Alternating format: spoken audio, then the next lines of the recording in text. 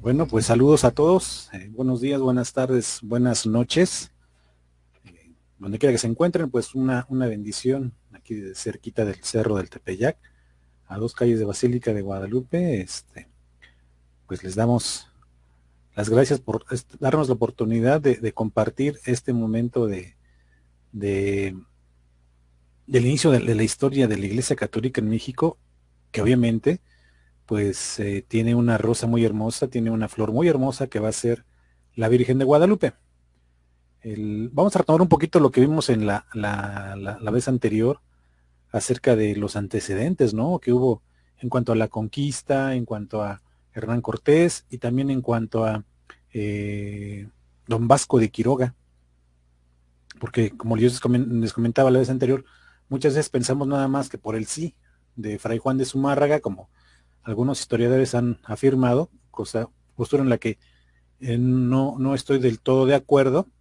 eh, por el simple hecho de que Fray Juan de Zumárraga haya dicho por una oración, ay, que si Dios no interviene de su mano, esta tierra está que se pierde, no es del todo cierto, porque es muy importante aclarar que, bueno, hubo antecedentes, ¿no? Hubo gente, no solamente fue la oración del obispo Zumárraga la que hizo posible la aparición de la Virgen de Guadalupe, sino que también, ¿verdad? Hubo otros católicos que trabajaron muy duro y que inclusive algunos dieron su vida, dieron su sangre por la Iglesia Católica naciente, no solamente en México, sino en el continente americano.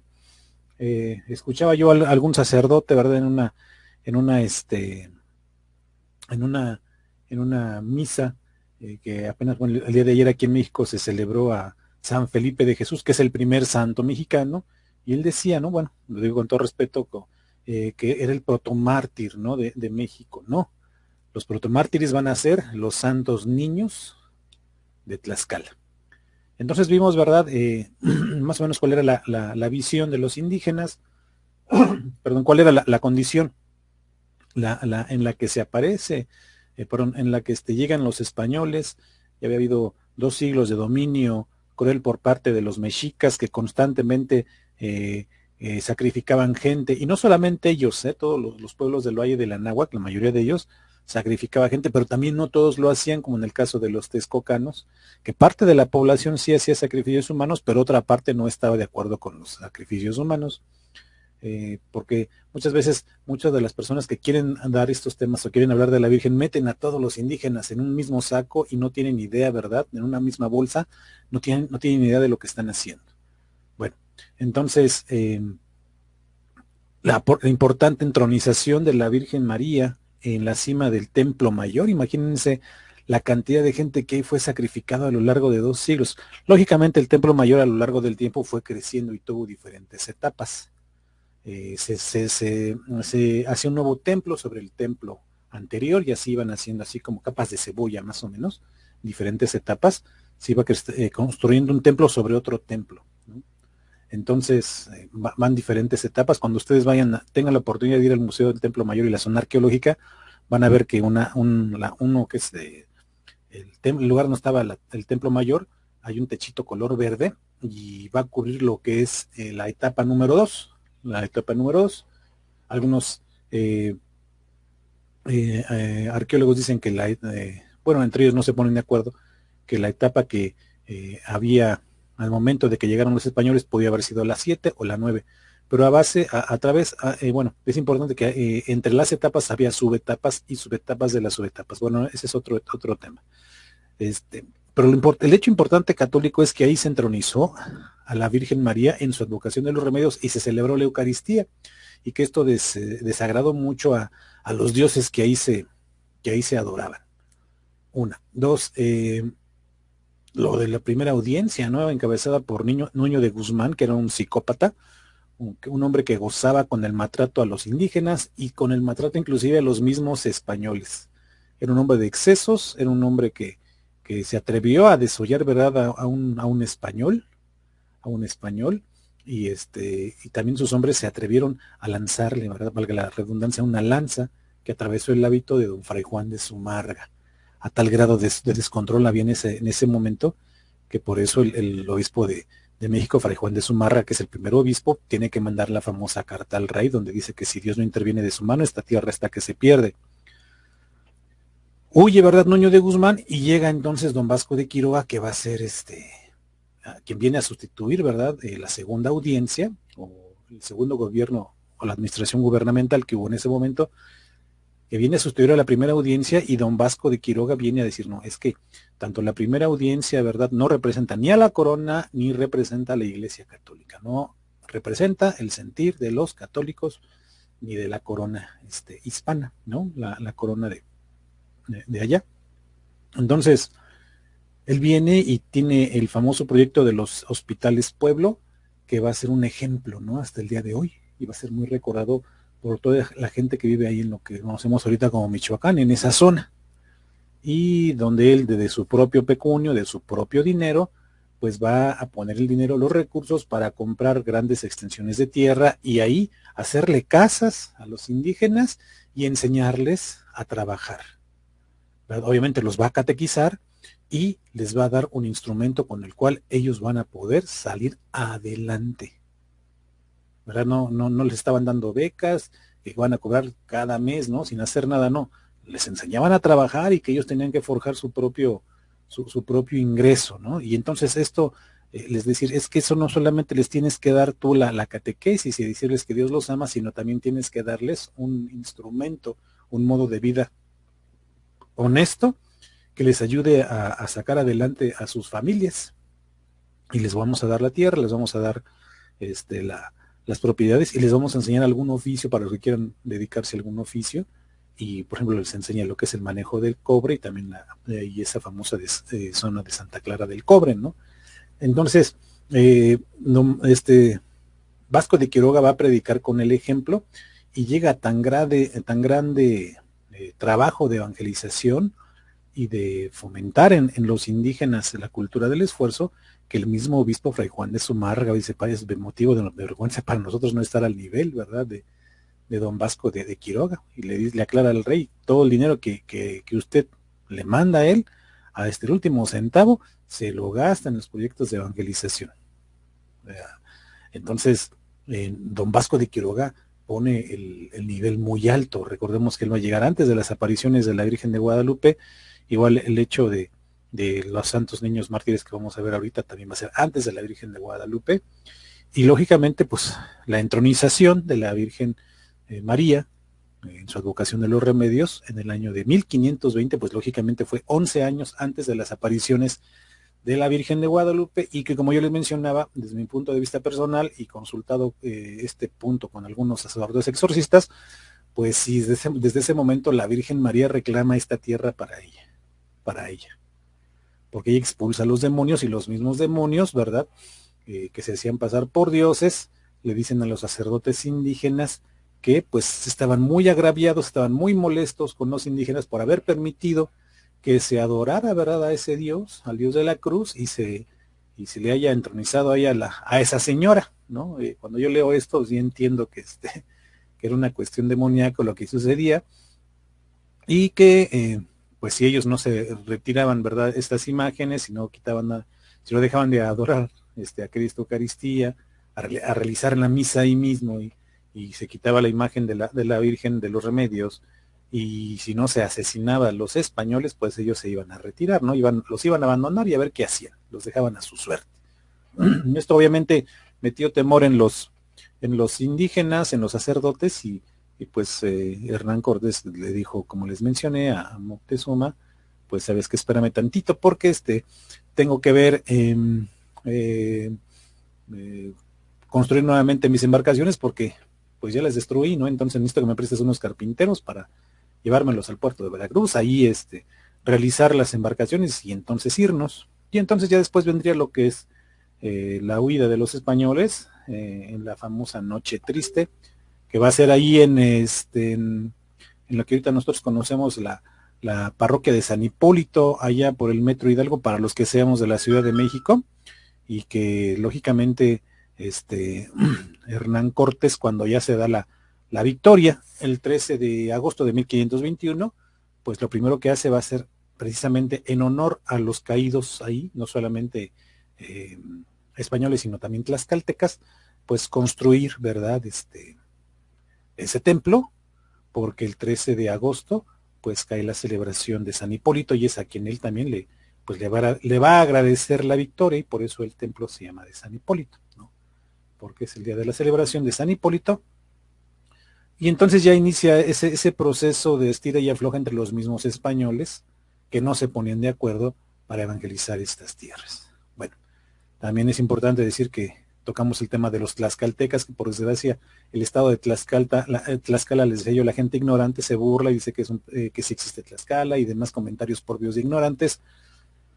Y se le ataca mucho a Tlaxcala porque allí han pasado cosas extraordinarias dentro de la fe católica. No todo se centra en la Ciudad de México y con el acontecimiento guadalupano, sino que se da, Tlaxcala es tierra de los primeros mártires del continente americano, lo que esto implica, ¿verdad? Que con la sangre de los niños mártires haya podido germinar la semilla del verbo, y también la única aparición de San Miguel Arcángel en todo el continente americano también va a ser en Tlaxcala, y también la aparición de la Virgen de Ocotlán, que también va a ser en Tlaxcala, y que si ustedes gustan después, ¿verdad?, para este proyecto podemos hablar también de esa advocación de la Virgen de Ocotlán, donde hay una basílica muy hermosa. Pero también va a ser la tierra donde estos niños, ¿verdad?, Cristóbal, Antonio y Juan, pues van a ser catequizados por los indígenas. ¿Cuál es el contexto? Bueno, recordemos que cuando llegan los españoles, Hernán Cortés llega con los 4 caciques, ¿verdad?, los 4 señores de Tlaxcala. Se dan cuenta que los tlaxcaltecas tienen un gran rencor en contra de los mexicas, y van a aliarse a ellos, ¿no? Entonces llega un momento en el que Hernán Cortés les dice, pues saben que para que nosotros podamos creer en que ustedes van a ser nuestros aliados y no nos van a traicionar, pues nosotros necesitamos que ustedes se bauticen. Y entonces hacen un consenso, ¿verdad?, los señores de Tlaxcala, y aceptan bautizarse ellos, lógicamente, aunque no están convencidos, aunque no lo hacen por una convicción, sino que lo hacen por una conveniencia, lo hacen por una alianza, se bautizan ellos, y en consecuencia, pues todos los pueblos, o sea, los señoríos que ellos tenían, van a tener que bautizarse, y se bautizan todos, pero también, obviamente, Hernán Cortés le dice que debe dejar que los misioneros evangelicen a la gente, pero los misioneros, cuando llegan en contacto con la gente adulta, se dan cuenta que la gente adulta no quiere la evangelización. Decían, nosotros nos quedamos con nuestros dioses, ya nos bautizamos, cumplimos con el requisito que ustedes nos pidieron, quédense así contentos, y si quieren evangelizar, catequizar, pues ahí les entregamos a los niños, ¿no? Háganse bolas con ellos, para que ustedes no me den lata, ¿no? Prácticamente. Entonces pensaron que los papás, ¿verdad?, de los niños, en general, que ellos no iban ¿cómo les diré? No iban ellos a tener ningún problema, ¿no? Que no les afectaría de ningún modo la evangelización de los niños, y era un modo de quitarse de encima, ¿verdad?, tanto el compromiso, y quitarse de encima a los misioneros que tanto les insistían en la catequesis, ¿verdad?, en la conversión. Y es así, bueno, que los padres se llevan a los niños, y estos niños van a absorber, ¿no? Porque por eso la importancia, ¿verdad?, de los niños, y por eso es que los niños en estas épocas son tan atacados y tan odiados, desde el vientre materno como en las primeras y segunda infancia, ¿no? Por el enemigo, porque lo vamos a ver a través del ejemplo de Cristóbal, Antonio y Juan, que son los niños mártires de Tlaxcala, los protomártires del continente, porque son los primeros que dieron la vida por la Iglesia Católica en el continente americano. Y estamos hablando de niños y de indígenas, no eran españoles, no eran mestizos, eran indígenas. Y esto es muy importante recalcarlo, porque muchas veces dentro de nuestra mentalidad, ¿verdad?, ya sea en México o latinoamericana, vemos al indígena como menos, ¿no? O nos avergonzamos de nuestra raíz indígena, o inclusive de los que somos mestizos nos avergonzamos tanto de lo indígena como de lo español. Y lo que hace Dios nuestro Señor, ¿verdad? A través, en el caso concreto de Cristóbal Antonio Juan, es la dignificación de los indígenas, que también se va a reafirmar con la advocación de Santa María de Guadalupe. Entonces, Cristóbal Antonio y Juan van a ser unos niños que se van a entregar a la catequesis por parte de los misioneros. Pero ¿qué creen? Que los indígenas van a eh, ¿cómo les diré? Los indígenas van van a acceder, pero no van a querer dejar sus vicios, no van a querer dejar la idolatría, no van a querer alejarse de lo que es el pulque, ¿no? De las comilonas que luego ellos realizaban. Eso se va a convertir en un gran problema y eso lógicamente a los niños los va a conflictuar. ¿A qué me refiero? A que los niños van a tener que sufrir en ese aspecto, ¿no? Porque se ponen contra la pared. ¿Estar con Dios o estar con mi familia? ¿Con quién tengo que estar? Entonces, lógicamente, pues los niños llevaban ese mensaje, ¿verdad? En general, a sus familias. Y entonces ya fue cuando sus familias se dieron cuenta que eso que aquellos pensaban que iba a ser muy fácil de quitarse encima, ¿verdad? El problema que para ellos era la evangelización por parte de los misioneros, resulta que pues se convierte en algo pues complicado, va a ser algo complicado, eh, y se dan cuenta que, bueno, tampoco pueden decir que no, porque aquellos que se atrevieron a atentar, por ejemplo, en este caso, contra Cristóbal Antonio y Juan, y pagaron con su vida esos atroces acontecimientos. Pero bueno, vamos a hablar en este caso de Cristóbal, que era hijo de otro Cristóbal, que ya se había bautizado, otro de los señores de Tlaxcala, que era Cristóbal de Axotecatl, que era uno de los 4 señores de Tlaxcala, y que fue hijo también de Tlapachilotzin, que era una de sus 60 esposas, ¿no? Imagínense, aquí hay hombres que tienen 2, 3 esposas, y este hombre tenía 60 esposas, pero lógicamente este señor, al tener dinero, al haber sido un guerrero sumamente valeroso, sumamente agresivo, pues tenía la capacidad económica de mantenerlas, ¿no? Y en consecuencia tenía ese privilegio, pero también era muy dado a la bebida, era muy dado al pulque. Entonces, ¿qué es lo que va a suceder?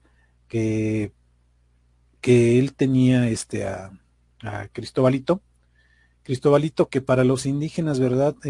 Pues veían que Cristobalito se metía a las casas de la servidumbre de su padre, y les destruía sus templos, perdón, sus ídolos, los agarraba a palos, los rompía, y también les tiraba las tinajas con pulque, y entonces iban y se quejaban eh, con su papá, ¿no? Pues decía que es que lo está deshonrando. El niño le decía esto a su padre, ¿verdad?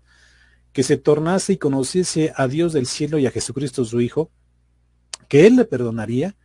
Y esto era verdad porque así lo enseñaban los padres que sirven a Dios. Y entonces ahí, ¿verdad? Cristóbal Papa se da cuenta de que esto es un problema. Él se los mandó a los misioneros, y ahora los misioneros se lo regresan ya como un niño en conciencia, evangelizado, y que le está diciendo: papá, lo que estás haciendo es mal. Que te embriagues, que seas violento, que seas grosero, pues no es agradable a Dios, y tú tienes que convertirte, ¿no? Tienes que mirar tu rostro a Dios, que pues él te perdonará todos tus pecados, todos tus excesos. Entonces, ¿qué va a suceder? Que la población, la gente, ¿verdad? Que los sirvientes de Cristóbal Papá se van a regresar con él y le van a reclamar: oye, pues aplaca a tu hijo, ¿no? Porque se mete a nuestras casas, destruye a nuestros ídolos y tira el pulque y te está poniendo en vergüenza. Y entonces, ¿qué es lo que le va a decir este señor? ¿Qué es lo que le va a decir? Le va a decir lo siguiente: como hijo mío engendrote yo para que me persiguiese, como hijo mío engendrote yo para que me persiguieses y fueses contra mi voluntad? ¿Qué te va a ti que yo viva en la ley que quisiere y bien me estuviere? ¿Ese es el pago que me das de la crianza que te he hecho? Entonces, ¿qué es lo que va a suceder ahí?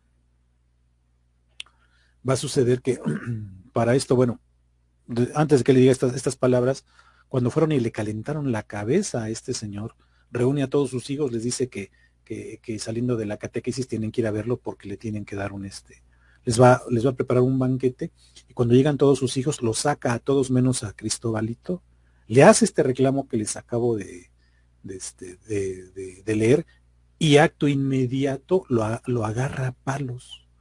Un hombre que se cree que tendría 40, 45 años, fuerte, contra un muchachito de 14, 15 años que era una varita, ¿no? Delgadito, menudito. Este hombre que había matado a otros hombres, que era un hombre muy fuerte, que era un hombre muy violento, que era un hombre muy agresivo contra su propio hijo. Y le pega, le rompe las piernas, le rompe los brazos, le pega, hasta que se cansa. Entonces, el niño decía: Dios mío, ten misericordia de mí, si tú quieres que yo muera, que muera, si yo quiero que viva, líbrame de la crueldad de mi padre, ¿no? Es lo que decía el niño. Y entonces cuando ya Cristóbal el papá se cansó, una de sus esposas, que era la mamá de Luis, que era el que le tendría que seguir según la sucesión, ¿verdad? En el caso de que no pudiera Cristobalito, porque al ser el mayor, Cristobalito heredaría, ¿verdad?, el gobierno de su papá, pues la mamá de Luisito, que era Xochilpapalotl, lo detuvo en la puerta para que no se fuera, detuvo a Cristobalito y también convence a Cristóbal de que pues le siga dando, ¿no? Le calienta la cabeza. Y entonces, ¿qué es lo que va a suceder? Que llega también la mamá de Cristobalito y le reclama y le dice: ¿por qué me matas a mi hijo? ¿Cómo has tenido manos para matar a tu propio hijo? Matárasme a mí primero y no hubiera yo tan cruelmente atormentado un solo hijo que parí. Déjame llevar a mi hijo, y si quieres matarme a mí, si quieres, mátame a mí y deja que a él, que es un niño e hijo tuyo y mío. Dice, en aquel momento, Axotecatl, Cristóbal Axotecatl, la tomó por los cabellos a la frágil mujer, la golpeó hasta que se cansó y la mandó sacar. Entonces, ¿qué es lo que va a hacer este señor, este infame, padre, ¿verdad? Cuando vio que su hijo no se moría, realizó una gran hoguera hecha con cáscaras de encino, las cuales se sabía, ¿verdad?, que duraba mucho su combustión y que era muy buen combustible, y echó en medio al niño ya cuando vio que el fuego estaba así ya muy prendido, ¿no? Por eso la imagen de Cristobalito, que está en medio, ardiendo, lo echa al fuego. Y entonces lo ponía de pecho, lo ponía de espaldas, le ponía de un lado, lo ponía del otro, o sea que se quemara parejito.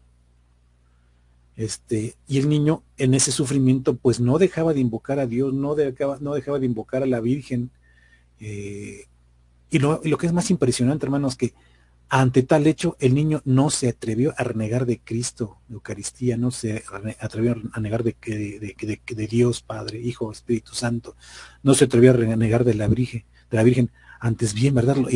Clamaba por la misericordia de Dios, pero no se echó para atrás. Por eso es importante decir que esto de la gracia, en estos tiempos donde hay por desgracia, una gran campaña de miedo dentro de la misma Iglesia Católica, que es una campaña que inicia con los protestantes, por si la gente no lo sabe, donde la gente le dicen, busquen refugio, escóndanse y todo esto, ¿verdad? Sabemos que aquellos que tienen la gracia de morir en el martirio, ¿verdad?, tienen pase directo al cielo, derecho se van al cielo, que no es algo que uno como católico esté buscando, quiero que me maten en nombre de Cristo, no, claro que no. Simplemente cuando llega esa ocasión no hay que sacarle la vuelta, no hay que tenerle miedo y aceptar lo que Dios nos está pidiendo, porque no es una gracia que se le concede a todos, ¿sí? Entonces, sabemos que Cristo es el dueño de la victoria y que si estamos con Él tenemos la victoria asegurada. Por eso yo les invito a que no hagan caso a esas campañas de miedo que se están infiltrando dentro de la iglesia.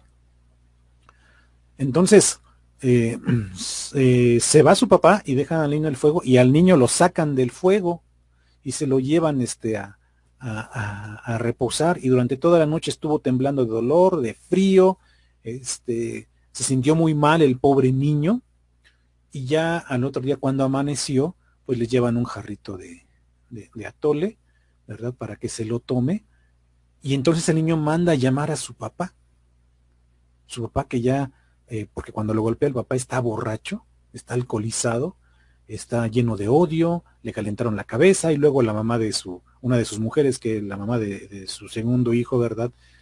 Le calienta la cabeza y le dice, pues remátalo, ¿no?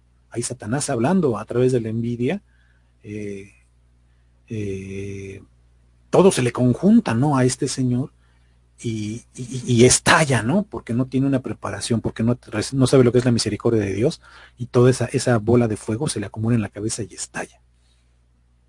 Y entonces el niño, que sabe que ya va a morir, le dice estas hermosas palabras: Padre, no pienses que estoy enojado, estoy muy alegre. Y sábete que me has hecho más honra de lo que vale tu señorío. ¿A qué se refiere con esto? Bueno, aquí no lo puse, pero le dice, gracias te doy, ¿verdad? Porque me estás mandando a la presencia de Dios. Yo te perdono, conmigo no tienes ningún problema, puedes irte en paz, ¿no? Y entonces el papá se pone a llorar, porque se da cuenta de lo que hizo y que en la agonía, en el dolor, no solamente de haber sido apaleado, sino de haber sido asado, el niño lo perdonó y le dice esto, ¿no? Sábete que me has hecho más honra de lo que vale tu señorío. O sea, lo que tú me has dado ahorita vale más que todo tu señorío, que todo tu mundo material. ¿Por qué? Porque me has hecho mártir a los ojos de quién, a los ojos de mi padre, a los ojos de mi creador. Lo perdona y el niño muere.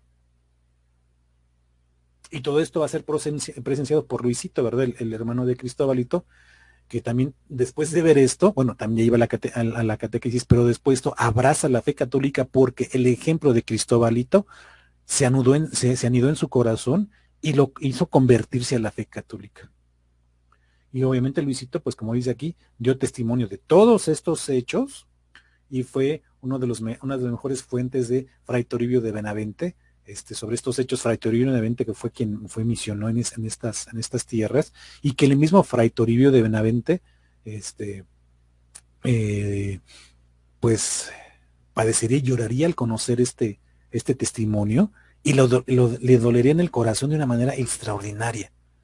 Y entonces se sentiría muy mal, junto con los misioneros que, que estaban catequizando a todos estos niños, porque pensaron que se les habían ido que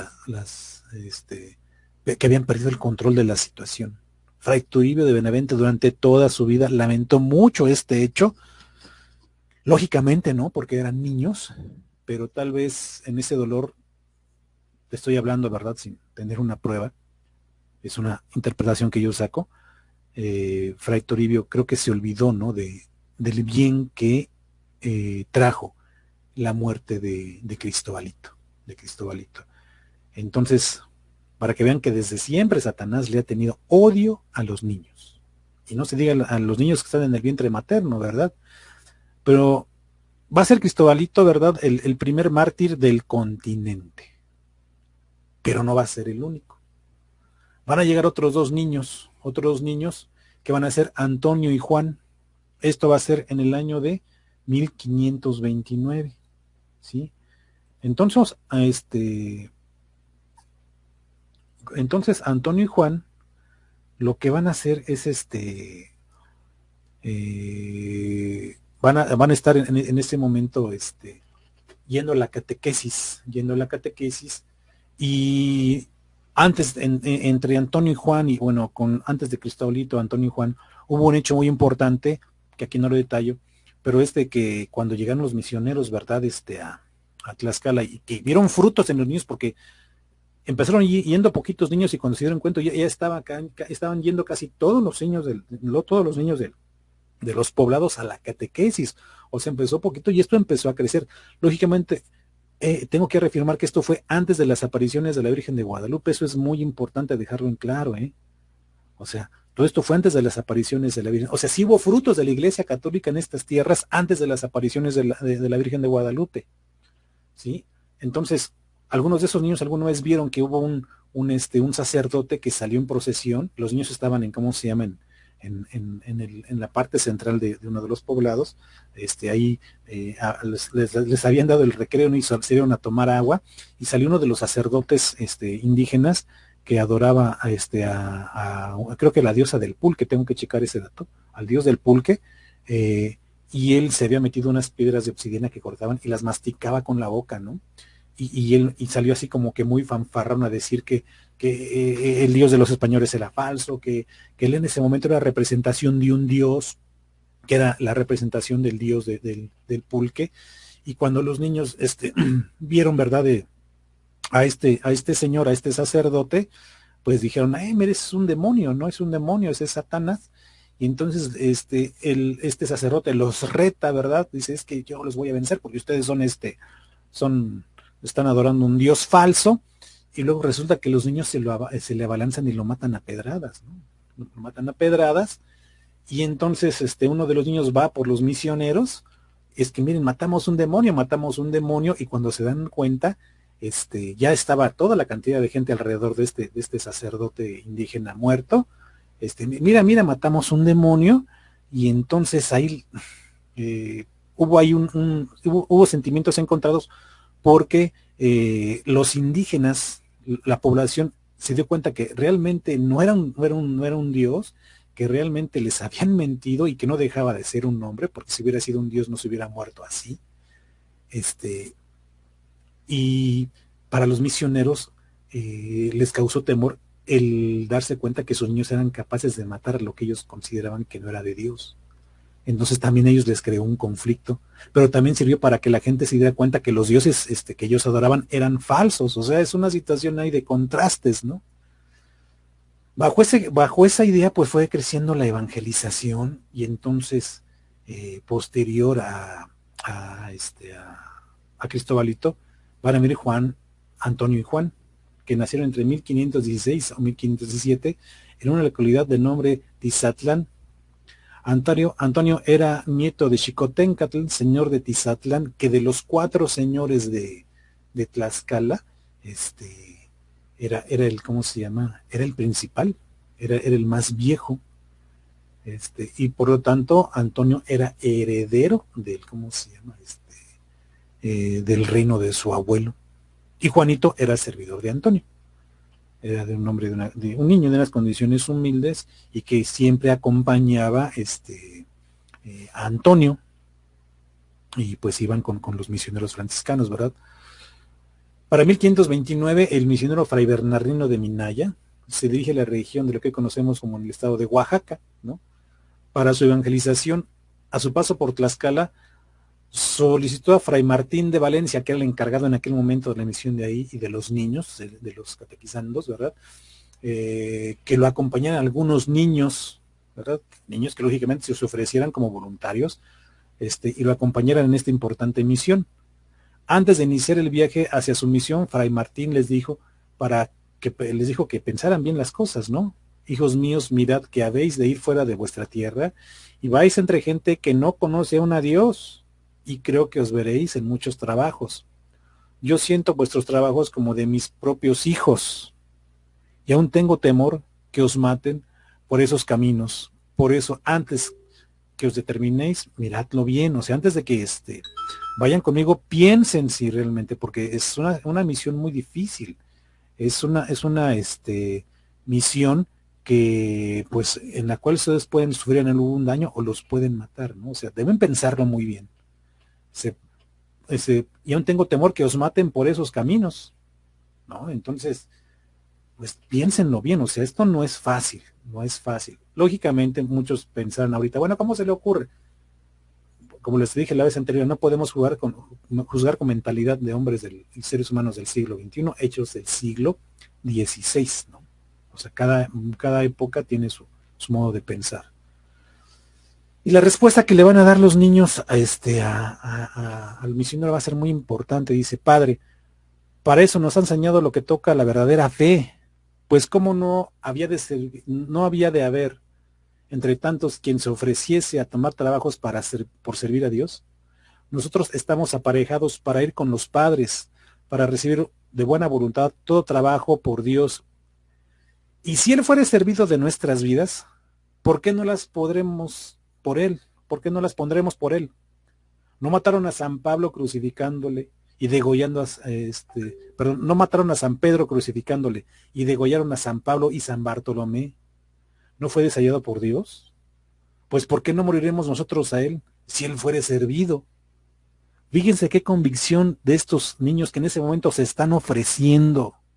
Si Dios quiere disponer de nuestras vidas, dispongámoslas, ¿no? Para Él.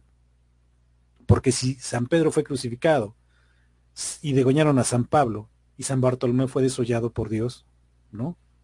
¿Por qué no moriremos por Él? O sea, ¿por qué nosotros vamos a ser menos? Si es para el servicio y gloria de Dios, ¿por qué vamos a ser menos? ¿Sí? Entonces, ¿qué es lo que va a suceder? Resulta que cuando van estos niños, con el misionero se metían en las casas y sacaban a los ídolos y los destrozaban. Conforme iban avanzando, pues lógicamente el chisme se corrió en los pueblos de alrededor, y cuando llegaron, ¿verdad?, a una región de Tepeaca, bueno, llegaron después a Cuatichán de Orduña, y después llegaron a un lugar que se llama Cuautitlán, que lo dice así, pero hasta el día de hoy no se mantiene identificado qué lugar era precisamente ese de Cuautitlán, que hoy lo traduciríamos como Cuautitlán, dice. Llegaron los dos indígenas armados con palos de encima, llegaron dos indígenas armados con palos de encino y sin previo aviso arremetieron contra el pequeño Juan a golpes. Al escuchar el ruido, porque para esto Juanito, ¿verdad? Antonio se metió a una de las casas y le dijo a Juanito, tú quédate aquí a vigilar. Juanito, recordemos que servía a Antonio. Entonces llegan estas personas y arremeten contra él a palos. Y al escuchar el ruido en la entrada de la casa, de inmediato salió Antonio para ver qué es lo que estaba pasando, y sin temor alguno de su parte le dijo a los indígenas, ¿por qué matáis a mi compañero que no tiene él la culpa, sino yo, que soy el que os quitó los ídolos? Porque sé que son diablos y no dioses. Y si por ellos lo habéis tomado, si por ellos lo habéis, tomadlos allá y dejad a este que no os tiene culpa. El pequeño Antonio arrojó al suelo los ídolos que traía.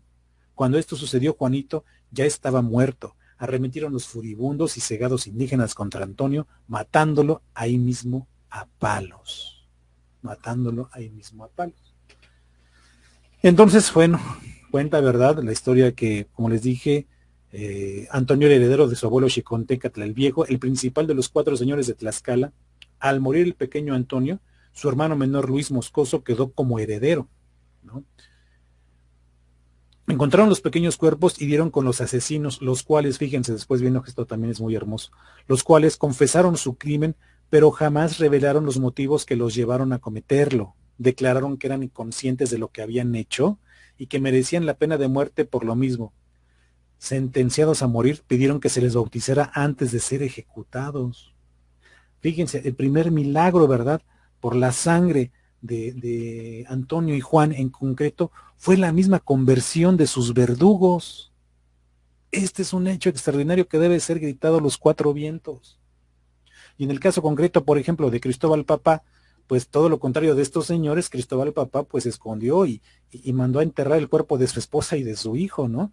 Y le dijo a toda la gente que se callara, pero cuando los misioneros vieron que el niño no llegaba, empezaron a indagar y hasta que dieron con que Cristóbal Papa pues había matado a su propio hijo, y vino el mismo Hernán Cortés a ejecutarlo, a colgarlo de un árbol, ¿no? Él huyó a su responsabilidad siendo el gobernante, pero aquí los sentenciados a morir pues fueron conscientes en un momento, ¿verdad?, de conciencia, se dieron cuenta que habían abusado de unos niños y que su sangre de ellos corría, había sido derramada por ellos, pero entonces también tuvieron la conversión de la sangre de los niños. Entonces este es el primer milagro, ¿verdad?, yo me atrevo a decirlo así, por la sangre de los niños, que lograron la conversión de sus propios verdugos, y por eso piden ser bautizados antes de ser ejecutados. encontraron en Cristo por el testimonio de los, por el testimonio de los niños, por la convicción de los niños, vieron en ellos el amor de Dios. Esto, estamos hablando que estos hechos fueron entre 1527 y 1529. 4 años antes de las apariciones de Santa María de Guadalupe. Por eso insisto, no podemos decir, ay, es que solamente se resume, ¿verdad? En decir que el obispo Zumárraga, por una carta que escribió al obispo, si Dios, si Dios no interviene de su mano, esta tierra está que se pierde. No, no digo que no sea verdad, y sí, claro que es muy importante, porque a final de cuentas, esta es una oración del obispo de México, que es muy importante, no le quito ningún mérito, pero no es lo único, no es lo único, sino que hay un momento, ¿verdad? En momentos importantes, que es la entronización de la Virgen, y obviamente la celebración de la Santísima Eucaristía en la cima del Templo Mayor, sin contar, bueno, las veces que se celebraron las primeras misas. Luego, la misma conversión, no de los adultos tlaxcaltecas, pero sí de los niños que fueron puestos en manos de quién, de los misioneros. Y esto obviamente los misioneros fue antes de la llegada de don Vasco de Quiroga. Y el otro hecho para mí muy importante, pues va a ser el trabajo de don Vasco de Quiroga, que vino a tratar de corregir todo lo mal hecho, todo lo mal presentado, todo el antitestimonio que había dejado la primera audiencia encabezada por Nuño de Guzmán, quien a su vez también su gente había intentado asesinar al mismo obispo de México, quien iba y se le plantaba enfrente y le reclamaba. Le decía que lo que estaba haciendo era corrupción y que eso no representaba a la Iglesia Católica y que mucho menos representaba tampoco a la corona hispana, ¿no? Entonces, pues son hechos muy poco comentados muchas veces, muy poco conocidos, que nos hace entender, ¿verdad? Y esa es la conclusión a la que yo llego, que la sangre, sobre todo de estos 3 niños, Cristóbal, Antonio y Juan, fue la que ayudó, ya después de que les he platicado todo esto, ayudó a que germinaran las semillas del verbo, aquellas semillas del verbo que mostraron ya ¿cómo se llama? Un antecedente desde Nezahualcóyotl, estamos hablando antes de la llegada de los españoles, aquella semilla del verbo que decía es que yo no me conformo con lo que la religión oficial indígena me explica o trata de explicarme al paso siguiente a la muerte, ¿verdad? Sino que debe haber algo más, decía Nezahualcóyotl, y la respuesta a esas oraciones, a esas poesías de Nezahualcóyotl, pues van a llegar a través, ¿verdad?, de la semilla del verbo que va a germinar con la sangre principalmente de estos 3 niños mártires de Tlaxcala, porque el testimonio que ellos dan es algo extraordinario, es algo impresionante y que por desgracia muy poca gente lo conoce. Y yo siempre he dicho que al menos las catequistas de México tendrían que conocer esta historia de los niños mártires de Tlaxcala, pero a pie juntillas, y tendrían que darla para todos niños, para todos nuestros niños, ¿verdad? Para que sepan qué es lo que puede hacer un niño en nombre de Dios. Y entonces la sangre de niños, ¿verdad? Fíjense, la sangre de niños va a hacer que la semilla del verbo germine, y esa semilla, ¿verdad? Va a dar una hermosa flor que es la Virgen de Guadalupe, que a su vez tiene en su vientre a Cristo mismo, que está siendo gestado, ¿verdad? Que está a punto de nacer en esta tierra que es México. Entonces es importante que nosotros sepamos cómo nace la Iglesia Católica aquí, para que al rato no venga una persona de esas que se tira en el piso y balbucea y hace comentarios de odio hacia la Iglesia Católica, de odio hacia Cristo Eucaristía, de odio hacia la Virgen María, y se diga cristiano cuando ni siquiera conocen la ONI por lo redondo.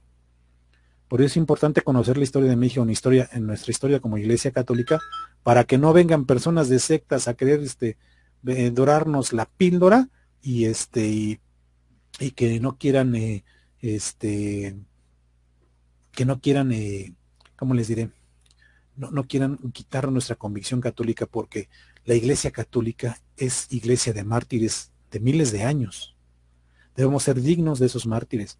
¿Cuántos mártires tienen esas sectas que acaban de iniciar hace 5, 10, 20 años, 50 años? No tienen mártires. ¿Por qué? Porque son sectas de improvisados que le están haciendo el trabajo al enemigo. Entonces, es importante que tú conozcas cómo nace tu Iglesia Católica y los antecedentes históricos que tiene la advocación de Santa María de Guadalupe para que la conozcas y sepas cómo nace la Iglesia Católica en México y en consecuencia en el continente, porque lógicamente esta sangre de los protomártires del continente, porque así se les llama, los primeros mártires, los protomártires de la Iglesia Católica en América, pues esa sangre no solamente va a florecer la semilla del verbo con la Virgen de Guadalupe, sino que va a bañar a todo el continente americano. Y de ahí se van a venir las demás advocaciones marianas y los demás ejemplos de vida de santos americanos y mártires que haya habido por la Iglesia Católica, porque los primeros fueron unos santos niños que con todo un corazón puro y con toda la convicción de amor a Cristo, a la Virgen María y a la Iglesia Católica, dieron y estuvieron dispuestos a dar sus vidas para que nosotros tengamos el día de hoy la oportunidad de tener a Cristo Eucaristía en nuestras parroquias. Pues espero que les haya gustado este tema. Estamos apenas calentando motores para ver lo que viene con la Virgen de Guadalupe y les aseguro que los temas que van a venir pues van a ser de su agrado. Pues muchas gracias y Dios con ustedes. Hasta la próxima.